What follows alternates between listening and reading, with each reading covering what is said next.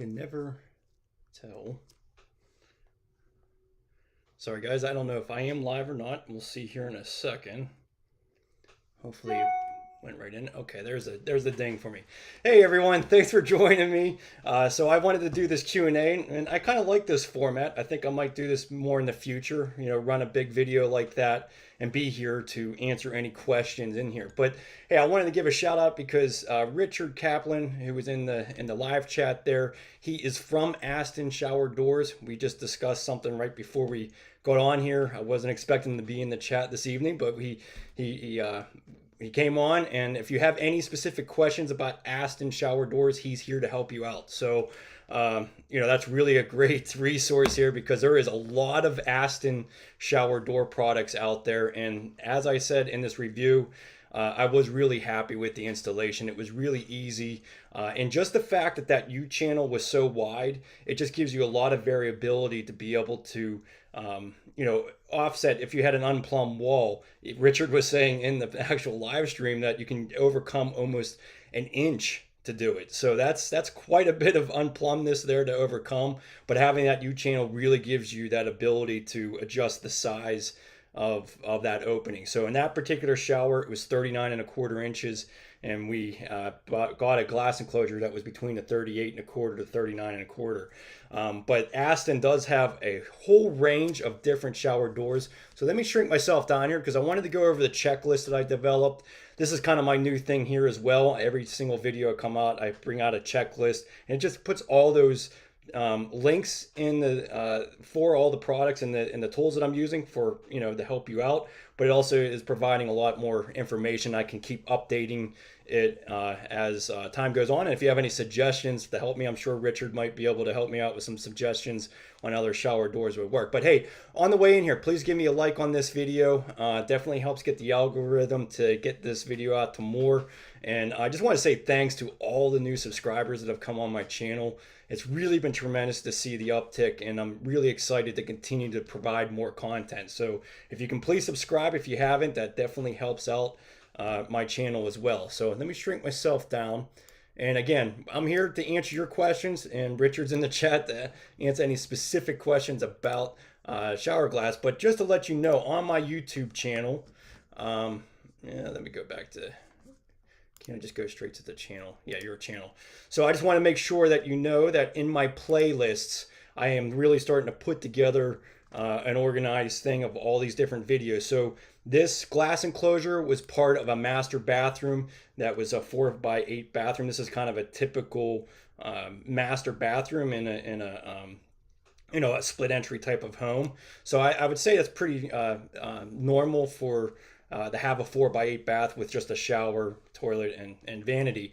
But I have all the other videos associated with this, from the waterproofing to setting the tile. So check that out. You can always just go to those playlists. But I also, I created one today on glass shower doors because I have a whole bunch of newer, or I have like 2 more glass enclosures to include into this checklist. But I'm basically trying to formalize playlists that are going to help you out with your shower door. So I have the Aston glass shower door in here, and I also have the custom glass that I did a couple months ago, and that shows you how to measure it and how to order and install it. So but getting into my checklist, if you went into the description of this video as well, I have the checklist in there.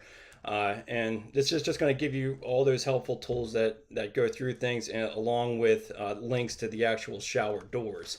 But one thing, if you want to actually use this checklist, when you get into it, you have to press run process, and that'll give you your specific URL to this. So if you actually want to use these checklists to really keep yourself organized, you need to copy and paste this somewhere, and that's going to be dedicated to your use, so that when you go through here, you can check things off and know that you got everything you need. Now, this is just a real basic thing. This is more for providing links and helpful links, but the actual shower door that I ordered here was from build.com. That's where I bought the Aston door, and as you can see, it's a 39-inch, 72-inch tall door here. But build.com has always been my go-to place to order shower doors online, and as you can tell, the price is way less than what you can do custom glass for. I don't even know if I could get the custom glass locally for even the price of that. I know I certainly can't do it with the hardware. Most of the time, hardware like this, which was high quality, I felt it was just as good as the CR Lawrence product. Maybe it is CR Lawrence. I don't know if Aston, Richard, I don't know if you guys actually make the hardware or not. But it was pretty heavy duty stuff. I had a lot of confidence with the way it felt, and I mean the screws were high quality. It was just as good as any of the other stuff I was getting from CR Lawrence. But typically hardware could cost you $200, and in the glass itself would probably be $900 locally. So to sell it for everything at 770, that's pretty reasonable. So, and then as you can see, they have a whole bunch of different collections under here, and maybe I'll get some better things in this checklist to go through things. But one thing I wanted to highlight was about the unplumbness. So this big channel on the right side here really helped out for unplumbness, but having a clamp at the bottom can be sometimes troublesome because of that glass kind of has to be sitting on that threshold pretty evenly, because you don't really want to have a 1/4 inch gap on one side or the other, because that's just you're just basically going to be filling it with silicone, and that's going to look kind of ugly. So there are other options if you have an unlevel marble, like say if you had a curb that was really unlevel, you might want to go with a shower door that would have U-channel for the bottom as well, so that you can hide any unlevelness of the threshold. But in this particular situation, I had a pretty level curb top, because I made sure I did that when I actually installed that curb top. But if it was unlevel, there might be a clamp might not be the easiest way to go. But in this description, where did I go back here? Do I have to go back? Yeah. So in here, I kind of just gave a 3 different doors that were helpful. So the 34 1/4. So basically they had 1 inch differences on all these different size doors. But you could check that out to see what they look like. Yeah.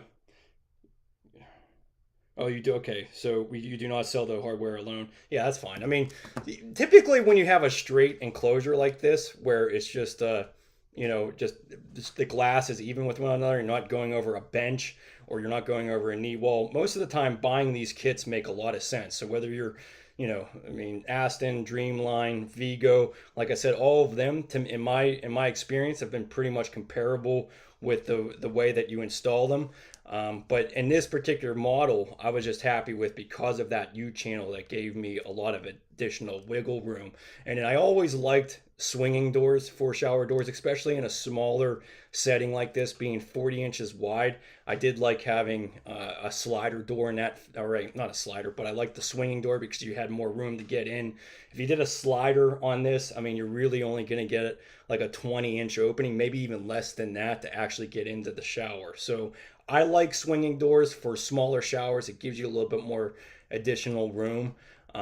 But going through here, this Diamond Plus bit, I keep touting about this. I'm not sponsored by any of these companies, or Aston for that matter. I'm not, this is just my experience over the years, and I'm just kind of sharing with you what my experience has been with things. So there is a shower door that I recently installed that I was not happy with at all, and I'll be sure to, when I put that video out, to give my review of why I didn't like it and why I thought it was a little bit difficult to actually install. But these diamond blades, or these diamond bits, the 1/4 inch bits, but made by Milwaukee, really well worth the money. I mean, they're not, I think they're $15 or so, but you'll be able to get through porcelain, glass, pretty much anything that you need to get through on that. So I have that link in the description there.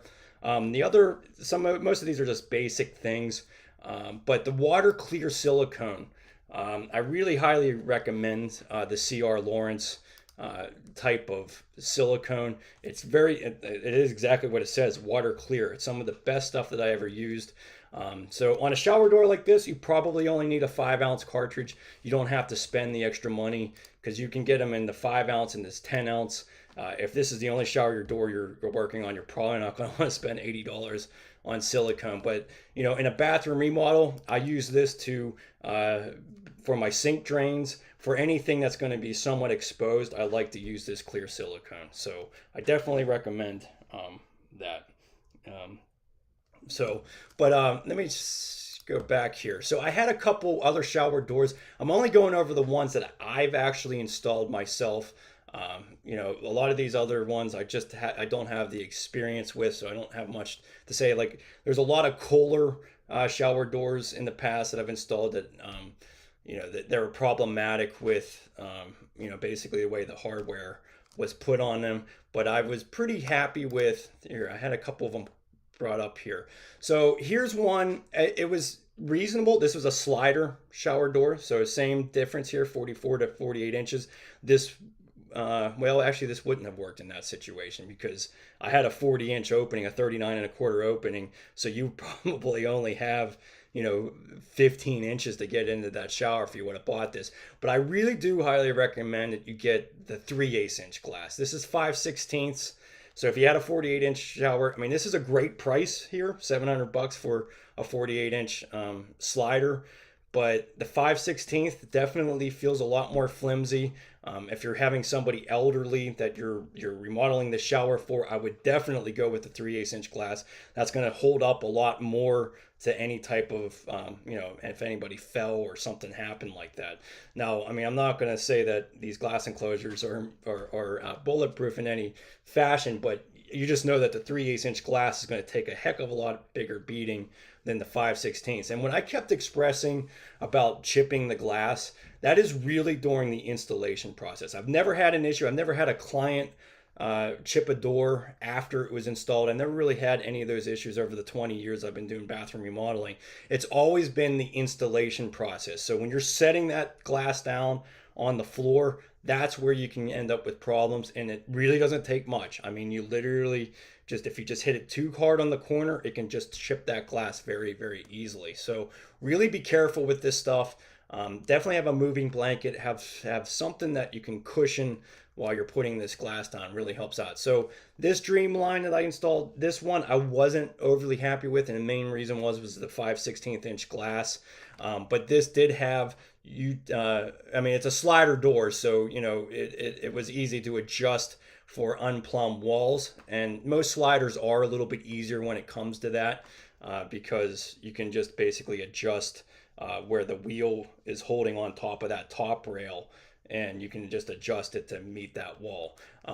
But let me see, I had a couple other ones pull up. This one I was really happy with. Now this is a bigger opening, and they have different ones that sizes, but this is something maybe Aston has probably a similar product like this, but having this U-channel for the entire portion of this fixed panel, it is a bit easier. You're not having to rely on that clamp, and you can just basically screw the U-channel into place and shim things up and hide any imperfection when it comes to unevenness. So if you have an unlevel curb, or if you're going curbless and it's not exactly level, I think the U-channel is probably your better bet. And the other thing is that you're putting silicone. Well, most of the time you're putting silicone into that U-channel, so you're not going to have any exposed silicone on that base. Now you're probably going to want to still silicone the U-channel to your curb top, so you still will have some, but you're not going to have actually exposed silicone on the glass itself. So okay, all sliders 3/8. Yep. Okay. So your future family, I'm talking about the clamp for the shower door. So let me see if I have the Aston pulled up here. So yeah, this little clamp right here is what I'm talking about. This is what's basically holding this panel, this fixed panel, into place from movement from front to back of the shower. So that's the clamp. That's how you're holding that glass into place. Whereas this one is just a U-channel that you're actually just sliding the glass into. So these are just two different ways of going about fixating a fixed panel. But if you have any issues with unlevelness, this is usually the better way to go. Some people just like seeing that chrome channel across the bottom as well, which is pretty nice. Now this one I installed, I think earlier this year. I'd have to look at my Build.com history to figure it out. But these were all comparable prices to what the Aston was. And again, this is a slider, so in a 40-inch opening, I probably wouldn't recommend that. But what's nice about sliders too, though, rather than having, um, you know, just the door sweep for the door keeping the water out, a lot of sliders have a channel that goes all the way across the base, so that kind of keeps the water in a little bit tighter and a little bit better. I do a lot of times recommend a channel like this, having a door that has a bottom threshold like this for curbless showers, because curbless, if you have tile, obviously the tile is going to be flowing into the shower. You're really relying on that door sweep to be nice and tight to the floor, and that's really all that's keeping that water from coming out. So having a bottom threshold on a door is really helpful in a curbless situation. Um, so. Um, yeah. Okay. Great. Yeah. So yeah. Hopefully this will help you out, future farm family, I should say. Uh, yeah. So yeah, the Aston, like I said, I was pretty happy with it. I was also, Misano is pretty good, and these Dreamline shower doors work just as well. So it's just a matter of the situation that you're in, making sure that you're double checking that. And I always do recommend not to really order any of these doors unless you really know the full width. I always kind of recommend to order this stuff after you have the tile in, because a lot of times when you're using bigger, larger tile, you might actually have a lot more thin set behind the tile than you want. And you just never know what kind of adjustments you might have to make during the tiling installation. And if you're off on that measurement, especially with the swinging doors, you definitely don't have as much flexibility. When you have a slider door, I mean, basically the worst that's going to happen is you just have a smaller opening going in. But when you have a swinging door, every quarter inch makes a big difference. So I do always highly recommend you try to order this. Now, this Aston door, it did have a 1-inch variance between the size of the opening. So, chances are you're not going to you shouldn't be able to exceed that too much, but it can happen easily. I mean, if you're doing some, even stone, that could be a 1/2 inch thick. You put a little bit too much thin set behind it, and all of a sudden your door opening is a lot smaller. So you're really kind of dictated pretty precisely when it comes to swinging doors versus the slider point doors. So now what else did I want to go through? Yeah, so really my other thing I wanted to go through is first, people are always interested in this, and what things cost for a contractor to do this. So this was a job I did this last June. So basically June 6th, that's when I gave the woman a quote. I think I did it in July sometime. But again, this was just a standard master bathroom, basically 4x8. And it did have this exact little bump out because there was plumbing and all types of different things intact in it. And you can check out the playlist on this entire bathroom build on my YouTube channel, and you can see the difficulties that came into in trying to widen out this shower. But just to give you a kind of reference point of what this would cost. Now this is in Pittsburgh, so you have to kind of take that with a grain of salt depending on where you live. Your standards might be, you might cost a little bit more where you're at. But basically, I did the Weedy shower system underneath of it. We did the Delta multi-shower faucet system in there. I put a new vent fan, and I did the all new drywall. So, but what I wanted to get to was the actual glass enclosure. And yeah, so here's my Aston shower door. I basically incorporated the price of what I was doing this in. Now again, depending on where you're at and your overhead, this is just for my company. This is just what I typically charge for something like this. But it cost me about $700 for that glass enclosure. So you can see that video. It was about a half hour long. In reality, I think it took me about an hour and 20 minutes to actually install that door from start to finish. So basically, a little over an hour. That's about $600-700 worth of profit. Now. That really is you can make a reasonable buck doing this as a contractor. So if you're doing this as yourself, as a homeowner, obviously you're going to save yourself a considerable amount of money. And I'm probably a little bit on the cheap side. I don't know what maybe there's other contractors in here that can point that out, but you know, this is really roughly probably the lowest amount you're probably going to be charged to install something like that. So there is a lot of room to save yourself some money on this. But that whole bathroom was approximately around 15 grand. It always is a lot more when you're doing a walk-in shower, a custom tiled shower.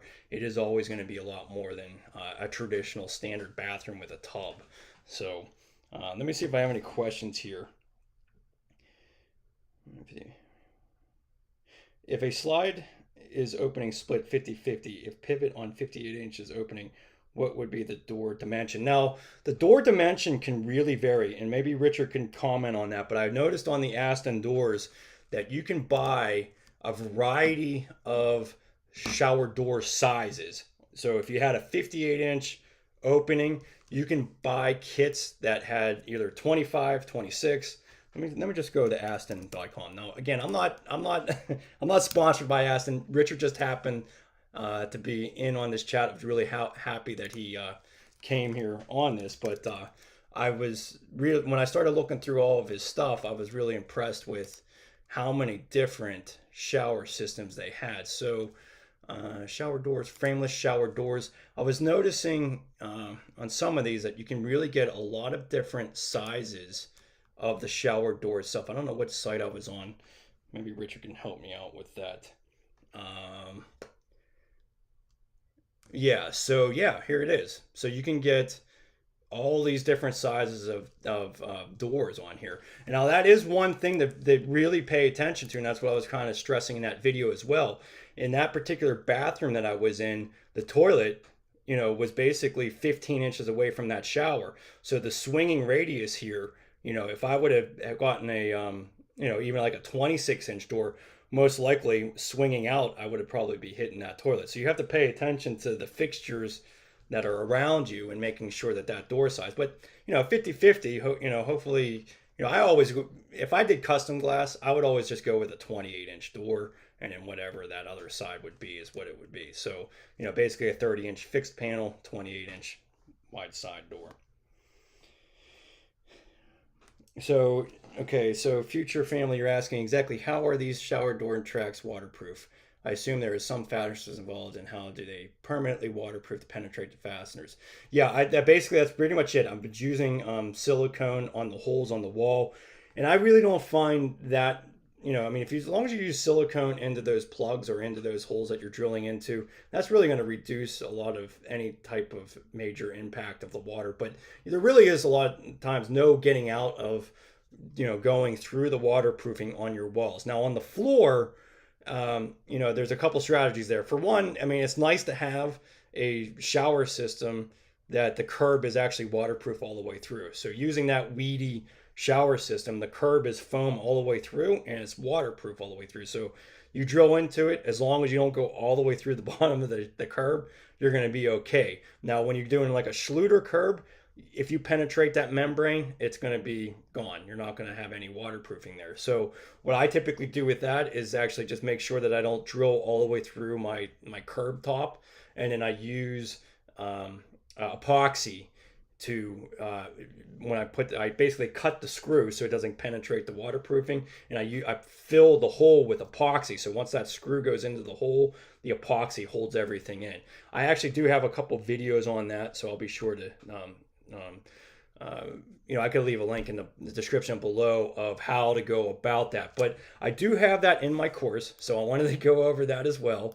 So we're already at 8:30, but anyways, on my website, bathroom remodeling teacher.com, if you go to my learn page, I have basically courses. So I have a tub and shower course right now, and I have a custom glass enclosure course here as well. And so if you're needing custom glass, this is really where it's going to help you out, because it's, you know, this is going to go over the strategies of how to measure and order them and install your own custom glass. So let me go in as a student. So if you bought into one of these courses as a student, this is built on teachable.com. But if you go to my website, bathroom remodeling teacher.com, you'll be able to find these courses there. But the actual platform that I have this on is on Teachable. So we'll click into that, and basically it highlights everything that I just discussed about how to measure and order glass. But what's great about the teachable course, and I think I'm going to try to do this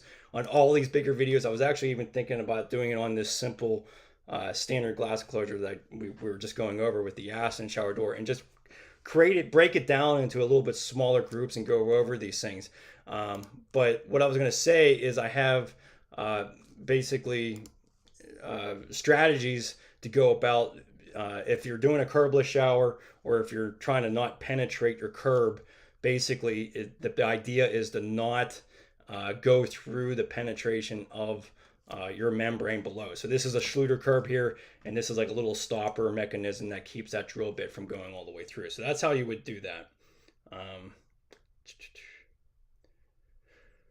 Yeah, Lazeman, yeah. The same thing with the epoxy. I actually am going to have a video soon on doing that, but really what is ultimately best for if you haven't already built your shower together for a curbless shower, I really highly recommend you use where do I have it? This Deco SG channel. Okay, so if you have the opportunity, I highly recommend installing this Schluter Deco SG profile, the profile that the fixed panels will be sliding into. I really highly recommend this on curbless showers because that prevents you from putting any screws into the waterproofing. So I have a laser here and a square, just making sure that my shower area is square and equal distance from the wall, and you can use a standard trim saw to cut the U-channel. Just please use some safety glasses because those shards do fly out. Now for the door or the fixed panel area, I would deduct 3 inches. Okay, so I just want to demonstrate that Deco SG is really a lifesaver when it comes to curbless showers. So if you have the opportunity to do this, I really highly recommend it. And in this course, that's really what this whole course, I mean, this shower closure was using this Deco SG, and it's really made sure that everything was waterproof. But yeah, I mean, the really answer your other question there, if you already have an existing shower there that's curbless, you would just try not to penetrate through the tile, and then yeah, fill that with epoxy and then cut that screw so it doesn't penetrate all the way through. Oh, hey Alex, good to see you, man. Thanks for coming. If you guys are doing any metal roofing or anything with sheet metal, check out ASM 101. He has a great channel on there. But anyways, architectural sheet metal, I should say. Yeah, the type of silicone that I really highly recommend is the CRL. What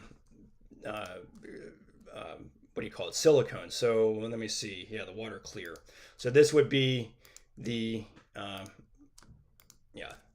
So this is the stuff right here, and I have that in the checklist. So be sure to check out the checklist below in the description. I have that in there. But this is some of the best stuff that I've ever used. So I'm really happy with that. But anyways, as far as the course goes, where was I at here? Okay, so yeah, my course, like I said, it's going to step you through each part of this, give you some highlighted information about it, and with all the helpful links that go along with that. So if you're doing custom glass, I think you're definitely going to get your $50 worth out of this, because the one thing I have in here, and I'm going to do a whole series of videos on this as well on live streams, because I think it's something that when I'm making these courses, I'm not trying to leave anything out. I'm not trying to prevent anybody who wants to learn this stuff from getting it. You can find most of all this stuff already on my channel. I already have a bunch of videos. This is basically what I have in this teachable.com course I'm selling. It's right here. You can watch this on YouTube right now, and you'll be able to get enough information from this to be able to go ahead and order your glass and get it for a custom glass enclosure. But what you'll like is, I think that you'll find valuable, is just all the links that I have in here. What I was going to say is the fixed panels. Where did I have it here? So this is what is helpful. If you're ordering custom glass and you haven't done it before, even if you're a newer contractor, it can be intimidating ordering this glass from a local glass company. Most of the time, they're going to try to talk you out of even ordering the glass. They don't want to be responsible for a mismeasurement. They don't want the argument. They don't want the bad press of something going wrong with your glass. So it's really important to come there, organized and confident with what you want. If you come in there with these templates, so I have these templates that are made on uh, Google Drawings. So very, very helpful. You can just put your numbers in here. Uh, honestly, it's been a while since I've done this. I gotta remember how to. I gotta press text. Okay, sorry, text box. So you would, if you wanted a 28-inch door, you put that right there, and then you just basically put this little text box where you want it to make it work with this, and then you could print this out. So being very specific with your measurements and having a clear drawing of it really helps out a lot. Takes back the confusion of it. Oh, you know what? Yeah. So yeah, I gotta press it again, and then I gotta click on it. So if most of the time, if your door is 72 inches, your other channels are probably going to be a little bit bigger. But all I'm saying is that you can take your time, put these numbers in of what you need into these templates, print it out, bring that to the glass supplier, and then you're going to have a very well organized thing. And they probably won't give you a hard time if you come in there with these spec sheets. But I basically have a bunch of standard forms. So typically that was a full glass enclosure. So that was basically the 4x4 corner with full glass panels. That was custom. But another common theme would be to go over a knee wall. So that's another common configuration. So I kind of have these all spelled out. But even if you went to Google Drawings, you can kind of create all these yourselves. I just have the most common types to go through. So another common one would be going over a tub deck. So a lot of times you have a soaking tub right next to your shower. So this is kind of that kind of same configuration. And again, just take those text boxes, click down whatever size it is that you have. But that's where in my course I really highlight a lot of the recommendations on what you should deduct if you're going into U-channel, and then if you're using clamps, what you need for that. Clamping, when you're using clamps for all of your glass enclosure, everything has to be a lot more accurate. It is a lot more difficult. Even if you're a 1/4 inch out of plumbness, that can be really affecting a lot if you're using clamps for everything. That's why I'm a real big believer in using that U-channel. That's where on this Aston shower door, it had this really wide U-channel, really made it easy. So if there was anything out of plumb, I can fix really easily. So let me see if I got anybody else in the chat here. Okay, yeah. All right, so that's the course. Like I said, I'm going to probably go over a lot more about this, in the future. But I just wanted to bring it to your attention, and most likely, I think I will end up bringing, this shower door course into the Teachable. I just think I can provide a lot more information and just be more, have more organization for you when you're looking into that. So, yeah. So I guess that's really it that I had for today. Let me see. Oh, you know what? I did want to show you one thing. I forgot about this. So when I'm talking about the being careful with the glass, this is one that I want to show you that I had a problem with. And this is just really easy to happen if you're not paying attention and you hit that glass off the tile. You can chip it pretty easily. So this is just, I haven't even edited this yet. So I will be, this will be in the future on this particular shower enclosure. I can't remember which one this was made out of. I have to find out what the name of this shower door. But this was a slider glass door. This was basically a tub that I converted into a walk-in shower, and it was a curbless shower. But I did chip the glass on this one, and I just wanted to show you real quick how easy that can happen. I don't have the actual footage of hitting the glass off the floor, but I have the damage that I can show you here. Oh yeah, it sure is. Whoa. Doesn't even hit the other bumper. Not even close. So you can see right here, right at the top of the glass right here, it's chipped. So I was really pretty upset about that. But luckily,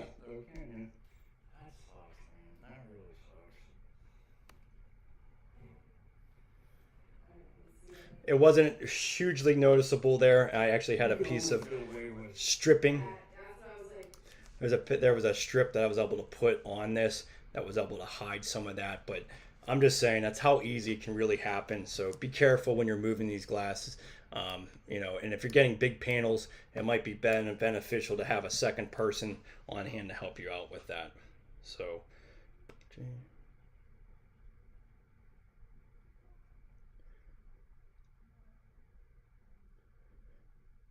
thanks, Richard. Thanks for your help on that. I will be sure to maybe try to add some of those links into the description as well, uh, because I'm not familiar with everything that Aston has out there, and that should be helpful for future stuff. So, hey, I'm gonna make it wrap this up tonight. Thanks for joining me. Give me a like on this video if this was helpful to you, and if you like this type of, leave me a comment below even afterwards. Let me know what you think of this if you're watching this at a later date, because I think this makes a lot of sense when I'm putting this much time into a video like this to be live right afterwards, and so that we can discuss things and I can help you out with your own questions and products, or project, I should say. But yeah, I'm just really excited that this channel is moving forward. It's been great to see, so many people come in here, seeing comments. I mean, having Richard come in here tonight to give us a little bit more information about the Aston doors is really great. So I could see myself wanting a lot more other experts or other people that are really fluent in the products that they have. It's really just about making things easier, and that's really all this channel is about. I'm just trying to pass on what I've learned over the last 20 years, and really most of my learning has really happened in the last 6 or 7 years, and that really just is it has to do with YouTube. It has to do with social media. Everybody's kind of when you put yourself out there, you end up getting a lot more feedback, maybe sometimes more than you want, but it does make everyone improve. So thanks so much for joining me tonight, and I'll be sure to get out another live stream here soon, and